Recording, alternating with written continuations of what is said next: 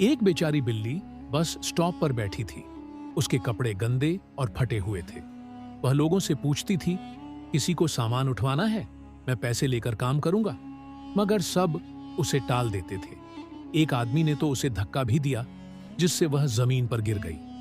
बिल्ली को चोट लगी, लेकिन उसने हिम्मत नहीं हारी। उसी दिन एक बुढ़िया ने उसे पास बुलाया और कहा, बेटा, ये बोरियां मेरे घर तक पहुंचा दो, मैं तुम्हें पैसे दूंगी। बिल्ली ने बोरियां उठाईं और पसीने से लथपथ होकर भी चलती रही और आखिरकार मंजिल पर पहुंच गई।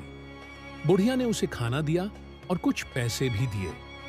बिल्ली ने उन पैसों से बाजार जाकर चप्पल की एक जोड़ी खरीदी। अगली बार जब वह बस स्टॉप पर आई तो लोग उसे पहचानने लगे। अब उसे मेहनती बिल्ली कहकर पुकारा जाता था।